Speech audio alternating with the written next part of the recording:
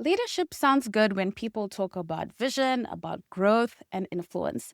It feels different, though, when you're the one carrying the pressure, making the hard calls, and holding the team together, and trying not to lose yourself in the process. This is why this conversation matters.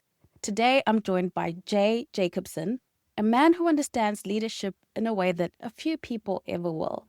Jay has led in disaster response operations. He has testified before the United States Senate, and he has decades of serving families in funeral service and building and sustaining multiple businesses, all while leading through personal and health challenges at home.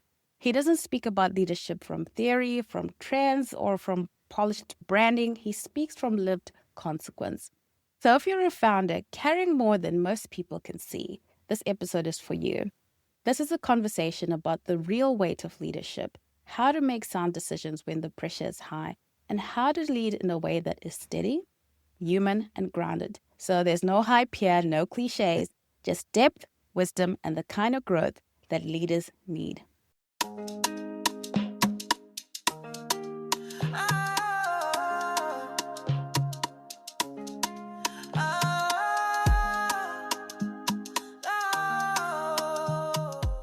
Welcome to the Entrepreneur's Kitchen, Jay Jacobson. I'm going to jump right in. What is your biggest leadership failure? That's a very good question. I thought a little bit about that. One of the big failures that I had followed immediately after the United 232 air disaster in Sioux City, Iowa. It was a disaster in which nearly 200 people did not survive the plane crash, and we were charged with caring for those that did not make it. But my biggest failing came not during the disaster, but when I returned back home. And when I returned back home, I found it very difficult to be present in the moment. It was hard to re-engage with people. It was hard to get excited about anything, to talk about anything. And when you're going through that, you don't even realize you're numb to everything. It was my wife who ultimately pointed out that she didn't get the same person back that she sent up to Sioux City. And it started me thinking about, okay, what does it mean to be present with the people that are in front of you? And I often tell people that be where your feet are, which is a reminder to always be present with the people that are in the room with you, not your phone, not the people that you're thinking about at work, but the people that are literally in the room with you. But it took months to come back from that kind of lack of presence, to re-engage with my family, to re-engage with my community and my coworkers. And to be honest, I took some time away from funeral service. I took a couple years off, worked in a different industry, and got my head back together so I could be there and be fully present with the families that I was serving. It's interesting that you speak about not the actual leading, but what it does to you. Why do you think that you had that experience? Speaking to other leaders, is that common? It is very common. We have a much better understanding today about post-traumatic stress disorders than we did when I was coming back from Sioux City. I was only 27 years old when this took place, very young and very new in my career. And they had people in place to help with the National Guard that had served up there. They had people in place to help with the volunteers that had served, but they never thought about the funeral service personnel that were serving there. So the 150 of us that went up there and helped all just left, went back home, and we were left to our own devices to try and figure out how to re-engage with our families and with our communities. And it showed a very large gap in the structure that we had put together to help people transition. A lot of the things that happened up in Sioux City in terms of the way Iowa funeral directors took care of things became the model for the modern day DMORT program, which is a disaster preparedness program that's all encompassing. So we don't have to rely on lack of supplies and lack of facilities and lack of training. It's all provided well in advance of the need.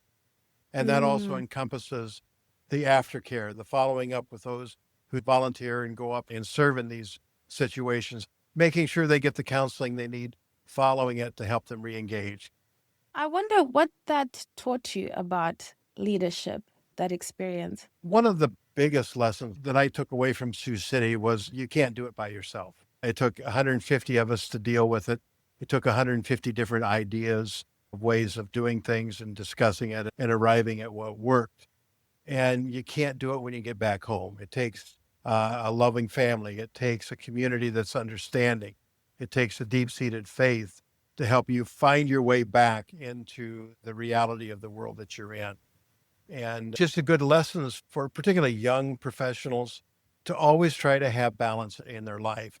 Not just all work, not just all play, but a balance of faith, a balance of work, and a balance of family life so that you always have those three pillars to stand on. When one of them get kicked out, the other two are still there.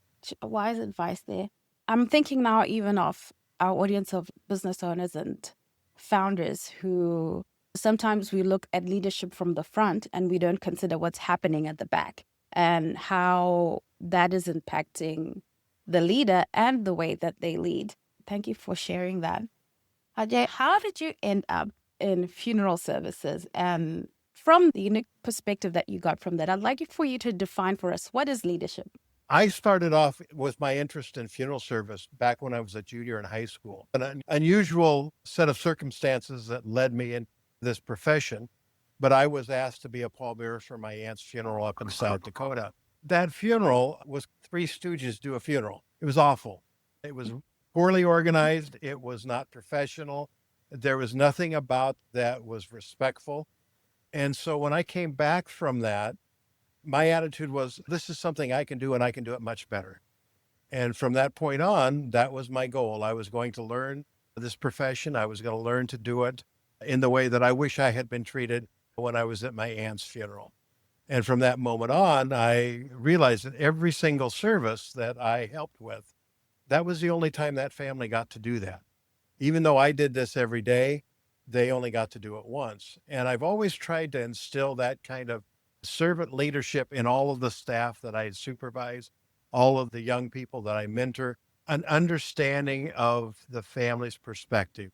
This is their most valued possession at the moment, and their world has just collapsed. And you're entering their life at the worst day of their life at that point. And it's up to you to treat that as a sacred responsibility and to enter into that and treat the family in a way that you are prepared, professional, and fully present for them. It's so interesting because I wondered, like, how did you end up in that business? Most people don't really think that way. And I wonder what you got from working so close to people who are in grief, crisis, and something that typically business leadership, I don't think it quite caters to that sensitivity of taking your client and having that empathy to the level that you need to in such a sensitive situation. It is a daily practice of dealing with critical conversations. Every single person that you meet with is in crisis. And so at least once a day, if not several times a day, you're meeting with a group of people that need guidance, that are lost, they need help. And you're there to slow things down. You're there to ask open-ended questions and to get the information out in a way that allows them to feel human and respected, in a way that honors their loved one. And really, a lot of times we don't know the person that we're burying. We don't know the person that we're going to be cremating. We only know their family, and we know of them through the questions we ask the family. And so it becomes very important that as funeral directors and professionals, that we learn how to ask the right questions, to ask those open-ended questions that allow the family to share memories that they may not have even thought about for years. And one of my favorite questions to ask a family, particularly when it was one spouse or the other we were sitting with and the children of the two, I would ask them, how did your parents meet? And 9 times out of 10, the kids had never heard the story about how their parents met. And so here we are, the widow is sharing how she met their father, and the kids are just in awe because it's a story they've never heard. And it mentally prepares them for the next several days when they will start hearing story after story that they may never have heard from all of the deceased friends, from all of the family, because it truly is a time of sharing and remembering those kind of events. And it just helps prime them to be able to be in those moments and to enjoy. It's okay to laugh. It's okay. I mean, so many of these stories about how they first met are funny. and it allows them the permission to smile, to laugh, to realize not everything is lost as long as we remember. Bring that humanity forward in how you see your client and how you interact with your client. It's really remarkable. Now, you've written a book. Congratulations on that. Be a legendary example. What does that mean? My book actually came out of some adversity my wife and I were going through. About 2 years ago, she went in for a routine knee replacement that went horribly wrong. And over the period of 18 months, she had to have 12 major surgeries. And during that time, sitting in the hospital rooms, I started writing up what was going on that day for our two daughters. So they would know almost minute by minute what the doctors were saying, what the test results were. And the stories of how I was feeling started creeping into those pages that I was writing. When we got all said and done, I was looking over all of that and I said, there's some very good pillars of leadership that are exemplified when you go through this kind of event. And they're true in the crisis of healthcare, and they're true in the crisis of everyday business leadership. And so I started pulling all of this information together and formed it into the 6 pillars of leadership that I was able to derive out of that and put it in a way that is a book that's written from lived experience instead of secondhand or third hand stories of how the leadership pillars were developed from being a paper boy and saving enough money to buy a bicycle all the way up to testifying before the United States Senate. But those all were pieces that help build that type of leadership that isn't just being a supervisor. It isn't just being a boss. It's not just holding a title, but it's that type of servant leadership where you get in the trenches with the people that have the same goals that you have. You help them all be better. You help them all grow. You help them all achieve the mission. Maybe you could share with us the moment when you realized what it meant to be a leader. Were you always interested in leadership? What led to that journey? My journey in leadership was thrust upon me with the accident in Sioux City. We were sitting at the funeral home late afternoon, about 3:45, just winding everything up. And then we get a phone call. Now, our funeral home was one that was owned by a corporation that had funeral homes all over the country. So when we got a phone call from our home office, it's always a big deal, especially when it comes late in the day.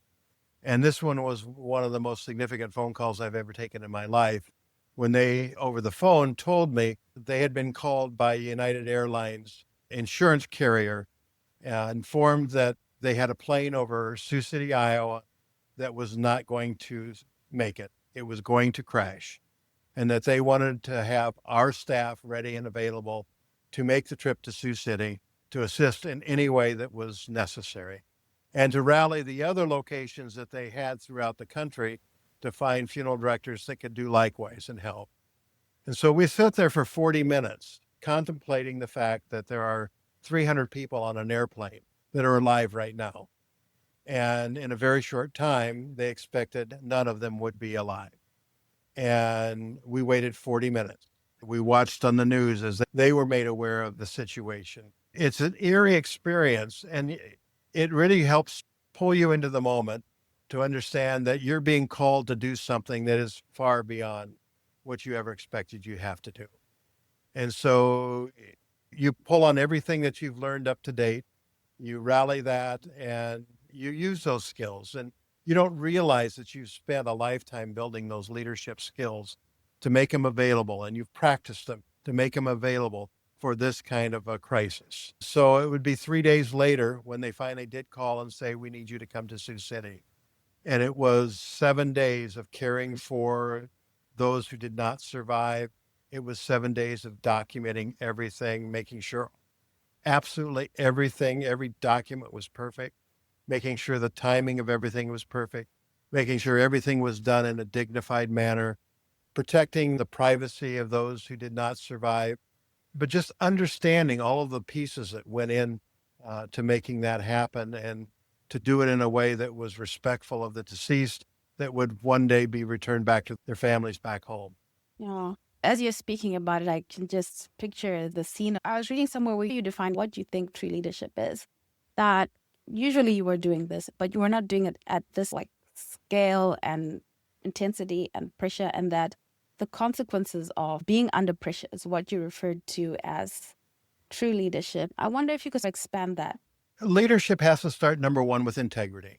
If you aren't Mm. practicing integrity in your everyday life, nothing else can be built upon that.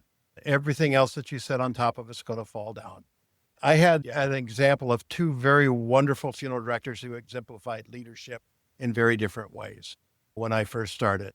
The first gentleman, Mr. Bickford, was 85 years old when I first met him and was still working every day in the funeral home. He was the model of servant leadership. He was the same whether he was working in an embalming room, whether he was out in the community, or whether he was at church, or if he was sitting with a family at a visitation. He was exactly the same person. You could count on him. It made no difference what situation he was thrown into because he had lived his whole life that way. The other gentleman, Mr. Steen, was very good when he was in front of the crowds. He was very good when he sat with his clients. But as soon as he left the building, he was somebody totally different. And just to see the dichotomy of those two people and the way it played out in their lives was a great lesson in leadership. Mr. Steen would eventually lose his business. He would lose his family. He would literally lose everything that he felt of value. But yet Mr. Bickford died at 90 some years old, a very happy, full life, married to the same woman for over 60 years. And it was just a good model of what leadership looks like, that kind of being true to yourself, not putting up a front. And so when you start practicing leadership, you practice that integrity, you practice the servanthood of caring for people, you practice the ability to adapt when things change. Those are all the things that when those big crises like an air disaster come around, you already know those because you've practiced them every single day. And so now you are a leader. You may not be a boss, you may not have a title, but you are a leader. Yeah, it's interesting that you say that because as you were speaking, I was seeing this. I don't know whether it's like a current way. People have leadership titles, okay? Oh, And yes. when you're in front of people and you're acting in the capacity of leader, you're a certain way. And then when you're not in that capacity and maybe your personal life or other things, you're a different way. And I don't know, maybe you could speak to how that has become a norm. Unfortunately, it has. There are a lot of people that when they're at work and they're supervising people, they are the boss and they treat people differently based on their rank. What can you do for me? Not what can we do together? And I think that's the big difference between a boss, and we see a lot of them in the workforce now that just simply are bosses or supervisors that aren't leaders. A leader asks the question, what can we do together? How can I help take something off of your shoulders to make you more successful and help us achieve the ultimate goals and the ultimate mission of our organization? And when you've got somebody who puts aside themselves and asks those kind of questions, that's the leader. And that's the leader that people will follow, not just take orders from, but they will actually go out of their way to do a better job for a leader than they will a boss. Yeah, I see that. I wonder when you wrote this book, was it because you saw something that wasn't being addressed? Why did you feel that you should write this book? I actually started writing it to share some of my thoughts with my two grandsons.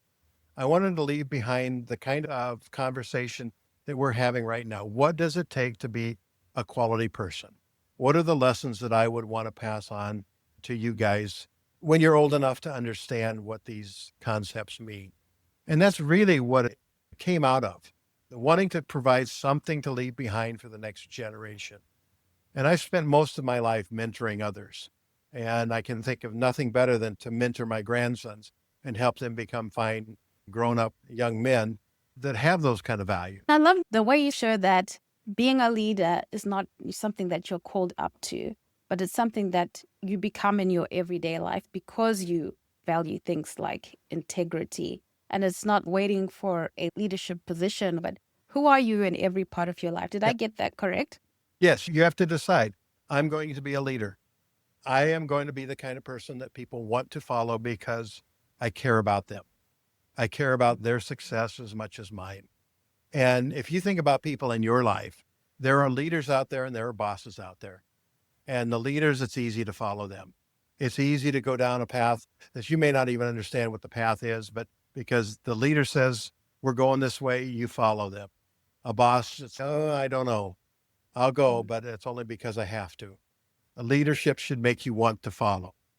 With our audience of small business owners, a lot of conversations that I've had with the past guests has been this thing that has taken place where people don't want to lead people. There's a lot of start a business with no people, start a business with AI only. People don't want that responsibility of having to lead other people. I wonder what you think about that, Jay. I have some very strong thoughts on that. I'd love to hear them. They should get out of the way and let people who do lead, because there are people out there who are good leaders. And I talk to a lot of young people in jobs that have bad leaders. And I said, why are you staying? There are other people out there who value you. So if you're stuck in a job that you're not valued and you have the ability to make a change, find somebody you can follow that is a good leader, somebody you can grow with, somebody out there who is as invested in who you become as you are. Leadership isn't for the faint of heart, and it does take a commitment. It takes a full ownership of the goals, and it takes the responsibility to stand up and say, I'm responsible for these goals. When they don't happen, I don't blame my team. I don't blame somebody else. It's my responsibility. You have to have that kind of ownership when you're a leader. You have to be able to show that and show that to your people and say, you know what? I'm not going to blame you when things go wrong, but I'm going to give you the credit when they go right, because we are a team. But as the leader of the team, if I haven't done my job enough that we're successful, that's my fault. It's not yours. What's been the hardest decision that you've had to make as a leader?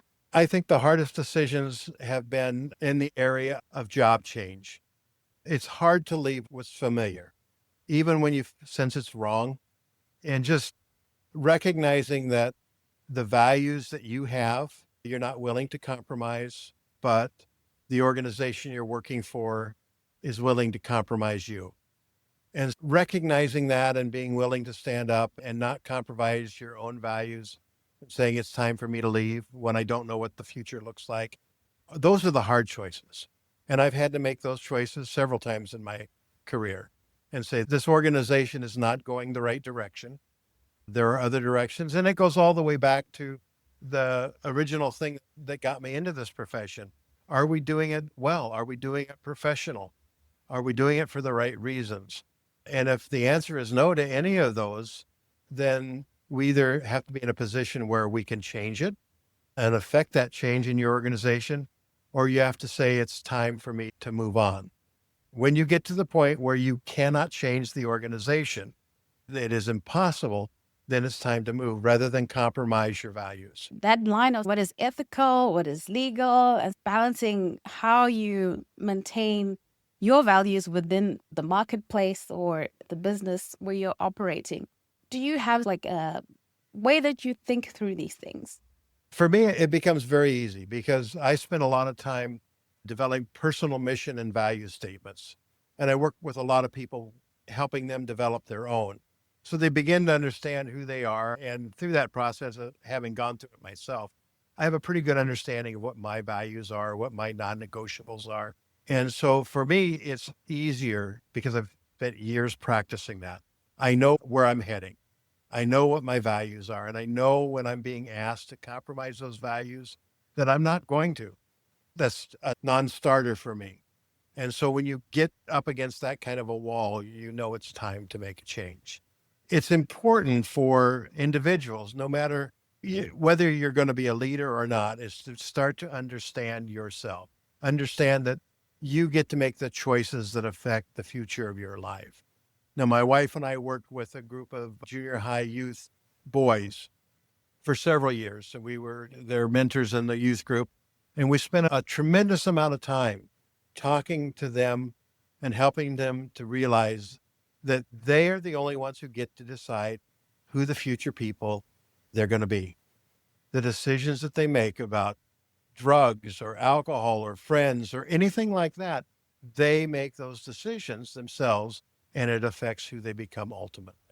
A lot of times we forget that these kids in junior high are starting to have those deep thoughts about, okay, who am I going to be? And to be able to walk alongside them and help them realize that who they become is dependent completely on the decisions they make, and helping them understand to make better choices and to see the vision that goes beyond that simple choice. That decision to have a drink today, they can't see 20 years from now what that's going to do or what it may turn into. But having watched generations, my wife and I could share some stories and say, this is what can happen. These are the choices you can make. So those are the kind of things that when we mentor people, we need to be cognizant of. Yeah, that's important. Having that way of making decisions so that you don't just get swept away when things start happening. You have a compass. This is what I stand for. This is what I absolutely will not do. And these are my values, which is important. And that every person is a leader. I love that you say that.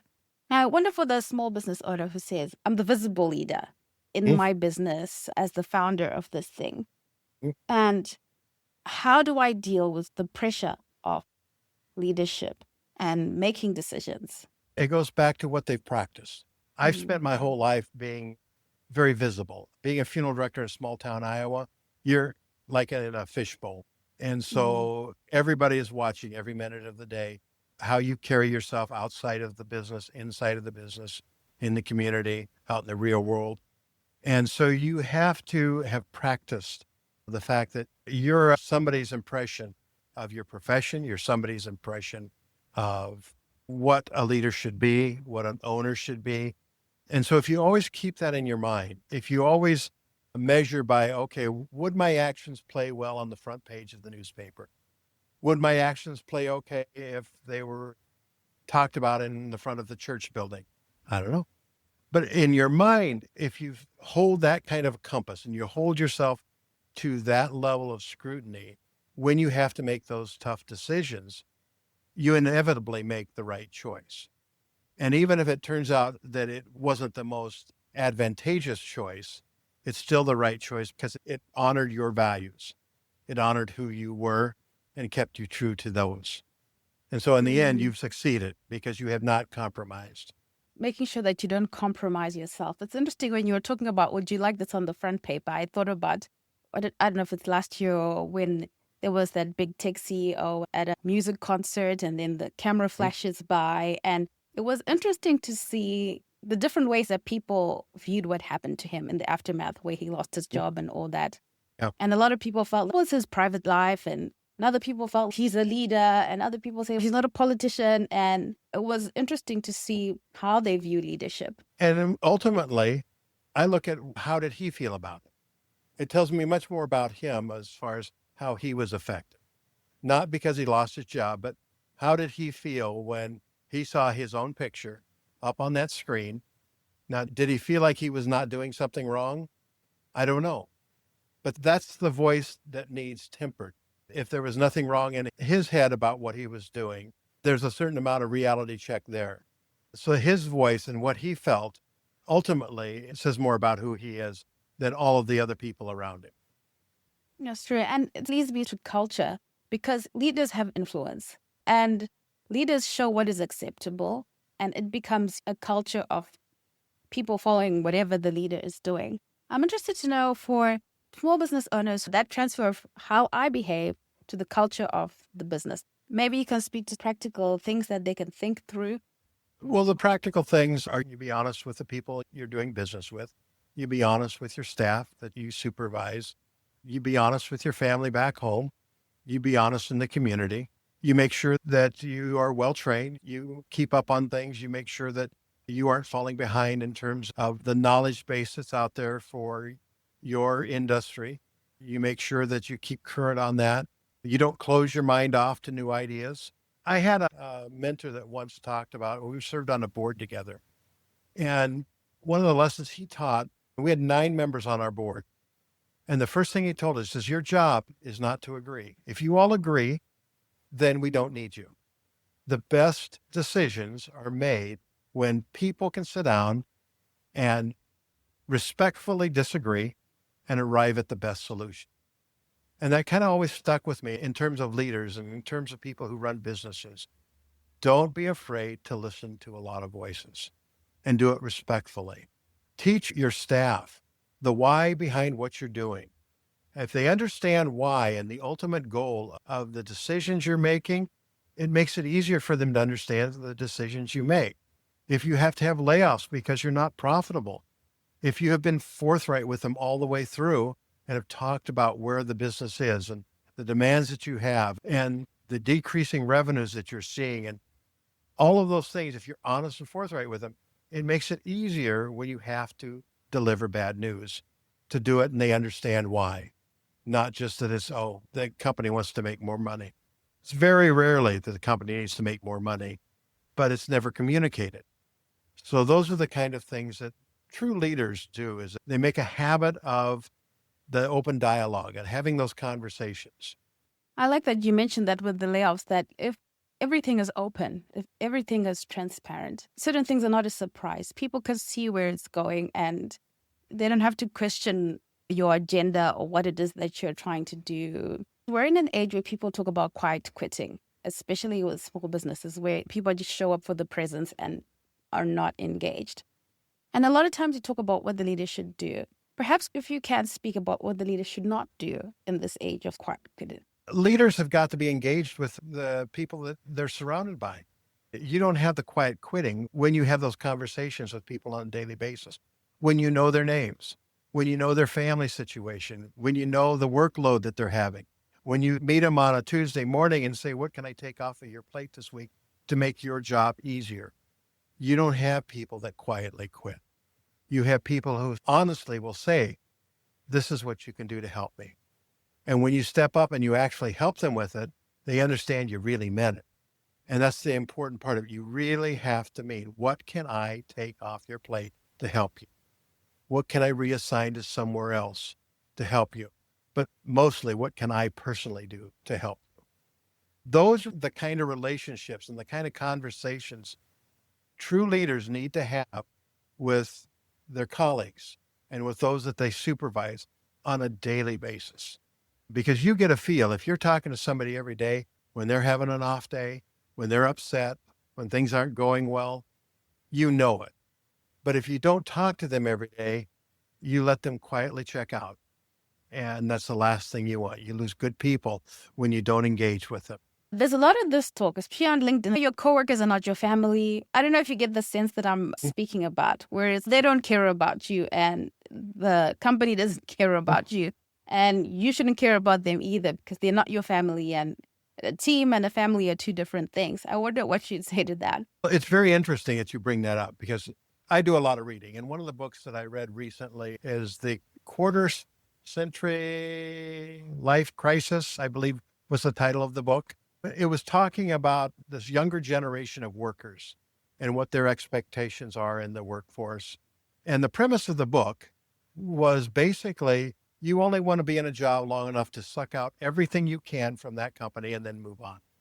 It was very me-centered, almost selfish kind of workforce mentality. And corporate America has done that to themselves because they haven't shown loyalty back.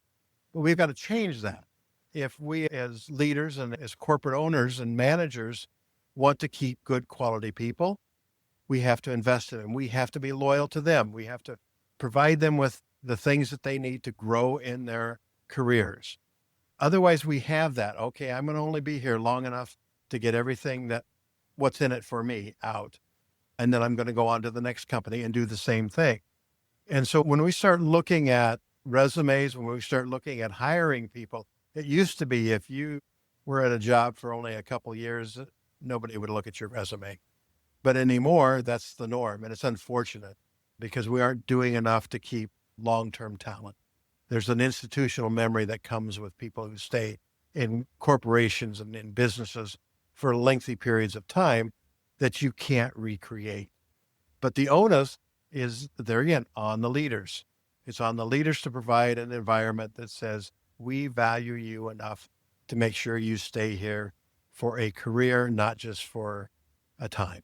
Yeah, that's an important message, especially during this time. There's a lot of that sort of Yeah. message being peddled to people, and people running with that message. There was a time that your wife was not well and you still had to show up as a leader. And I wonder how leaders who are in those situations where, of course, you have your private life and you have things going on in there, but you're still trying to show up the best you can as a leader. If you could speak to what you learned through that time and how people can care for themselves when your personal life is pulling against your professional life. I was very fortunate. I run two businesses. Both of them I am able to run from my home, which allowed me the freedom to care for her when she needed it for the last 2 years, to be here, to pivot, to change my schedule so that I was here at the times I needed to. We went through COVID just before that, so we had already changed the way we did business in terms of it being remote. It allows us to shift how we do business, not what we do. When we went through COVID, I also run a cookie business, and that cookie business is based on corporate events. It's taking a platter of cookies to a corporate office. But overnight, that shut down. And so we pivoted to figure out, okay, what do companies need now? And we figured out that they still needed to be connected to their employees. They still needed to raise the morale of the workforce that's now completely separated from everyone else. And so we started putting together programs where we would ship all of their employees a dozen cookies that would all arrive the same day. And so all of these people working remotely, all of a sudden are getting on their computers, texting all of their other coworkers, did you get your cookies? And so now you've got a community event that's formed around something very simple, a box of cookies. But just being able to pivot and see what people need, that arises out of being connected with people and understanding of the isolation that everybody was feeling at that time, and being able to provide something that helps people feel a little less alone, a little more connected to the people they used to see every day for 8 hours a day, and have just a little piece of normalcy back in a situation that was totally out of the realm of what anybody thought was possible. When COVID happened and the business is completely shut down, what are the conversations that you're having and your staff, and how are you navigating that situation? We had a lot of deep conversations. It was, oh, are we going to have to lay people off? Are we going to have to close our doors? Are we done? Is this where we say our business is no more? And that's where having those kind of conversations, bringing in a lot of opinion, bringing in a lot of new ideas and a lot of disagreements, arriving at the best solutions and identifying and really drilling down to what do people need right now and finding a way to deliver that to them. That ability to pivot in business is huge. And you don't have those conversations if you haven't had them before. If you haven't taught your people that they can speak openly and can share ideas without being shut down, without being criticized, then you can't expect them to function that way when crisis hits. So the real key to all this is the practice every day leading up to a situation you have no idea when it's going to come or what it's going to be. And because we had done that, because we'd had conversations with our staff and be able to have that open dialogue, they knew in the moment they could share what was deep on their hearts. They could say, I'm afraid I'm going to lose my job. I'm afraid your business isn't going to be here next month. And so we were able to talk through those things in an open and non-threatening atmosphere. And for yourself, during the time that you were caring for your wife, how were you caring for yourself as a leader? Because, like you said, a lot of times we don't see the backside of leadership. And how do leaders take care of themselves so that they can show up in a way that is good for the people they are leading? To be honest, I didn't do a great job of it. It's hard because you're thrust into a situation where you're pretty much alone. We ended up 3 hours away from home in a hospital for most of her care. We were separated from our friends and our family and the community that we had leaned on. And that's when I started writing. That's when I started putting thoughts to paper. And that's how I processed through what I was feeling. That doesn't work for everybody. My wife spent a lot of time doing a lot of counseling afterwards, helping her deal with the issues that she has gone through and trying to process that. And those are the way that people should work through things. Don't hide them. Work through them. You find a process that works for you and do it. For me, journaling, just writing things down, was a tremendous help. I like that you speak to journaling and also counseling, and some people go for therapy to help them with processing hard things.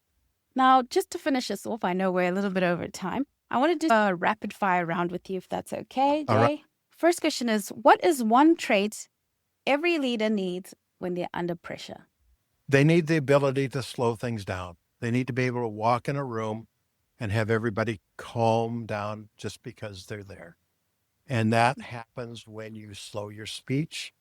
Even though you may be racing inside, you project a calm demeanor.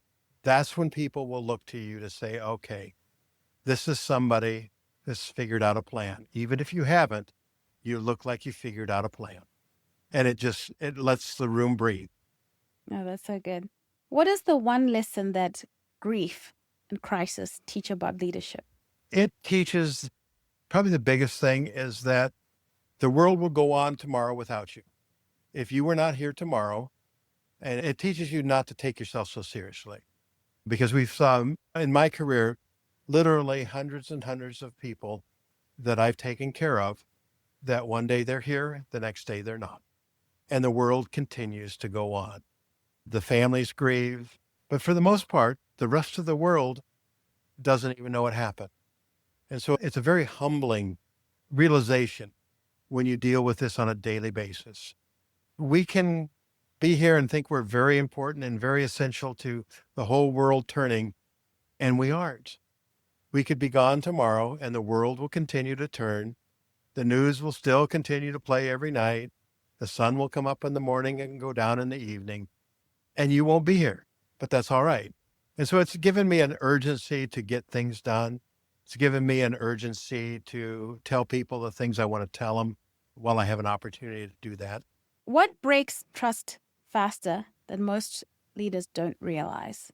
When they think about themselves more than the team, when their actions and their responses are self-protective versus team protective, when they take credit for work of others, that's probably the biggest violation of trust. You have to be willing to give credit away, and you have to be able to take on criticism. Don't let people criticize your team. Let them criticize you. You built the team. You're responsible for the team. So if there's a problem with it, that would be the leader's fault. The leader can help the team do better, but ultimately the leader didn't prepare the team, didn't inform the team, didn't do whatever. And so that's where the leader has to fall down. You take the criticism, but you give away the credit. Now, what restores trust when trust has been broken with a team? It's very difficult, to be honest. It's very difficult, and it takes a long time. You have to start by saying, I was wrong. You have to own it. You have to be able to come in front of your team and the people involved and say, I was wrong. I should not have done that way, or whatever the case is. But you have to own it. You have to own it, and you have to do it publicly. You can't just pull them off to the side and say, it's wrong. You have to do it visibly, because the mistake that you made was visible. So owning it has to be just as visible. The best leadership advice that you have received? Be yourself 24/7. And that's one of the first lessons I learned from Mr. Bickford, just watching him. And he didn't have to tell me that. You just watched him and you knew this guy can be himself 24/7, and it's okay. People like him. People trust him. People follow him. People admire him. And when you can do that and just be yourself, then it takes so much stress away, because you don't have to figure out, okay, what room am I in today? You're always in the same room. So you can always act the same, and you can always have the same level of integrity, and the stories are all the same. That's so good. This is for those who are thinking for leaders to follow. What makes someone safe as a leader to follow? When it goes back to, do they care about their team more than they care about themselves?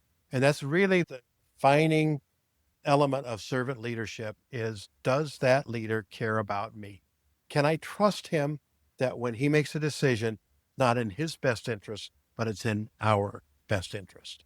That's really the defining moment of leadership and trust. I've enjoyed this conversation thoroughly because I think Oh, good. there's a way that you've spoken about leadership, one that makes it very simple, one that makes it very human, and in a way that every person can see that they too are a leader. I wonder what you want people to walk away with when they read Lead by Legendary Example, a story rooted guide to integrity, vision, and servant leadership.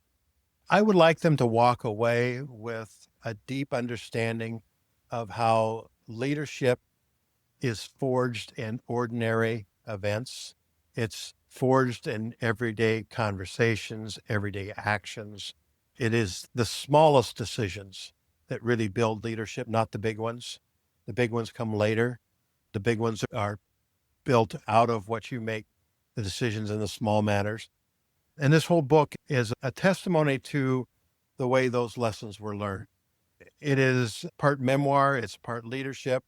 It also has a guide for 10 weeks of course study designed to be done with a group of leaders, people who want to become better leaders. Okay, let's take apart what does it mean to have integrity? And we go through that exercise and then they ponder that for a week. And then we go into the next pillar. But it helps walk them through 10 weeks of intense leadership training that they can do on their own as far as a group. I don't encourage them just as an individual do it. You need to have other people holding you accountable. But get a group together that want to be better leaders and walk through this. When we put the book together, the publishing company that I was working with wanted me to put this out as a separate book, the workbook part of it. And I said, no, I want people to be able to have it. I want them to use it. I want them to grow leaders. I want to make a difference, not just tell a story.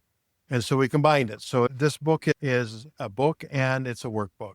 So you get both. And we also just went through the process of putting it on audio format. I'm a huge audiobook consumer. I've always got an audiobook going in the background. That's how I read my books. And so it was very important to us to have it out in audio format. And it was interesting because when we would talk with a gentleman who recorded the narration, he would email me and he said, boy, this chapter says, I'm having a tough time because I see why you didn't read it yourself because I get cracked or choked up just reading it. That's how personal the stories are. That's how deeply we've tried to write that so that you as the reader understand what it took to develop this kind of leadership. Yeah, thank you so much for that. I think really when I think of your book and I think of what we've talked about today, I really see that it's a lot about character and servanthood. And it makes me think of all this people keep saying, oh, they're not enough leaders or we don't have the right leaders. And it's really like everybody should see themselves as a leader. And it's about building your character and having that servanthood mentality. Thank you so much, JJ. Where can people follow you? I'll link where people can go and check out the book. They can find me at my webpage, which is under Jacobson Pro Staffing. That is my staffing company, and that also provides information about the book, information about leadership. Our blog sits there as well. We do a regular blog on leadership skills, leadership issues. A lot of information is designed for funeral service, but it transcends that and goes out into the broader marketplace as well. Thank you so much. Thank you for this time and for sharing your wisdom. And thank you. Appreciate very much.